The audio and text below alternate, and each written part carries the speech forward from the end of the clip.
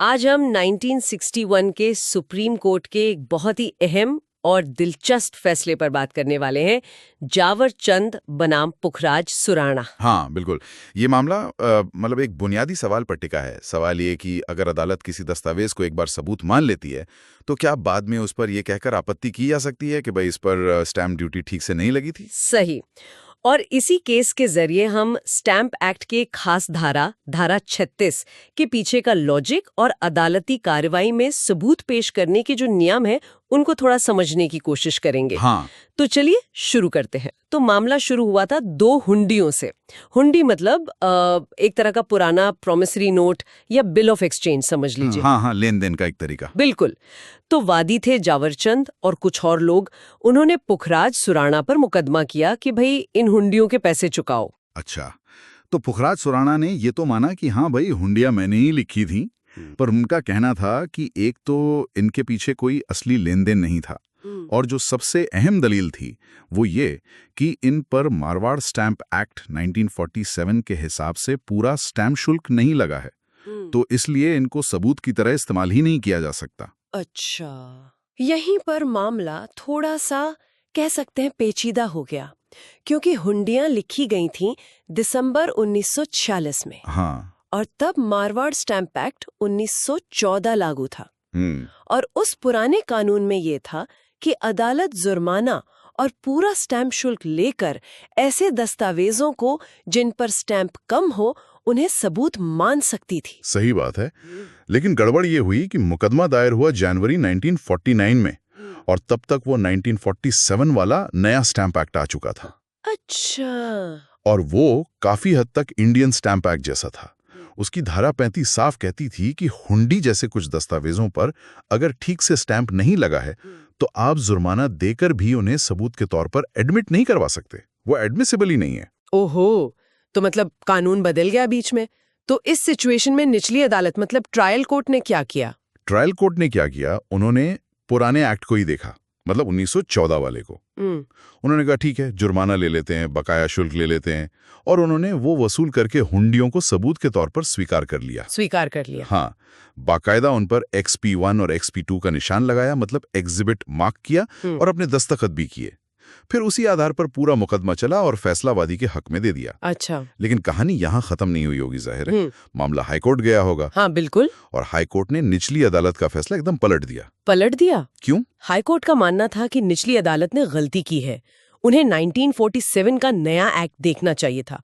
और चूंकि ये कानूनन एक गलत स्वीकार्यता थी, मतलब दस्तावेज स्वीकार ही नहीं होना चाहिए था। सुप्रीम कोर्ट ने इस पे क्या कहा? देखिए, सुप्रीम कोर्ट ने हाई कोर्ट के इस नजरिए को बिल्कुल खारिज कर दिया है, पूरी तरह से। अच्छा। उन्होंने कहा कि स्टैंप एक्ट की धारा 36 अपने आप में बिल्कुल साफ है, अनएम्बिग्युअस है।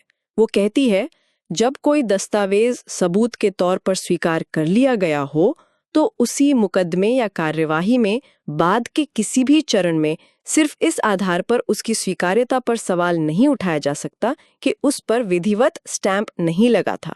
हाँ, इसका एक एक्सेप्शन है धारा 61 के तहत, लेकिन वो यहाँ लागू नहीं हो रहा था।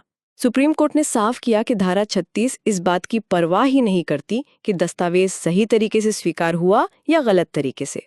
मुद्दा बस यह है कि क्या उसे स्वीकार किया गया, क्या उसे मार्क किया गया। अगर हाँ तो बस बात खत्म।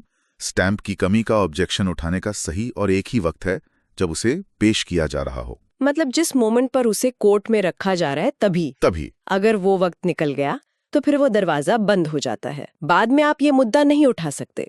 अरे, तो इसका मतलब ये हुआ कि एक बार दस्तावेज सबूत बन गया, उस पर मार्किंग हो गई, गवाहों से उस पर सवाल जवाब हो गए, तो फिर चाहे निचली अदालत से कोई चूक ही क्यों ना हुई हो स्टैंप देखने में, ऊपरी अदालत भी स्टैंप की कमी के आधार पर उसे रद्द नहीं कर सकती। बिल्कुल यही सुप्रीम कोर्ट ने कहा कि ये नियम प्रोसीजरल फेयरनेस और लीगल सर्टेनिटी, मतलब कानूनी निश्चितता के लिए बहुत जरूरी है। सोचिए, अगर सबूतों की स्वीकार्यता पर ही बार बार सवाल उठते रहेंगे तो मुकदमे कभी खत्म ही नहीं होंगे। सही बात है। तो उन्होंने ये भी कहा कि निचली अदालत का दस्तावेज स्वीकार करने का जो आदेश होता है वो कोई ऐसा जुडिशियल ऑर्डर नहीं है जिसकी बाद में समीक्षा या रिवीजन किया जा सके, सिवाय धारा 61 के स्पेशल केस के। तो हाईकोर्ट ने धारा 36 को नजरअंदाज करके साफ तौर पर गलती की। तो इस पूरी बातचीत का सार क्या निकलता है? मतलब हमारे सुनने वालों के लिए टेक अवे क्या है? देखिए, सार सीधा सा है।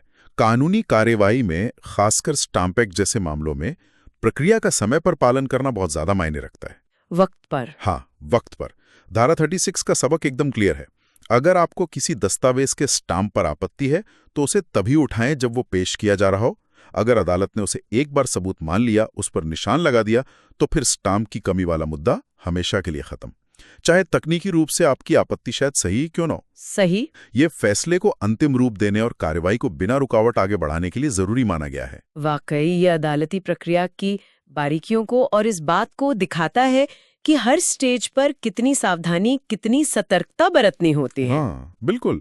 और ये एक सोचने वाली बात भी छोड़ता है ना, कि क्या प्रक्रिया का इतना सख्त पालन कभी-कभी न्याय के जो बड़े उद्देश्य हैं उनके आड़े आ सकता है, या फिर ये सख्ती जरूरी है ताकि कानूनी व्यवस्था ठीक से चले, उसमें एक निश्चितता बनी रहे। ये वाकई एक दिलचस्प सवाल है जिस पर सोचा जा सकता है।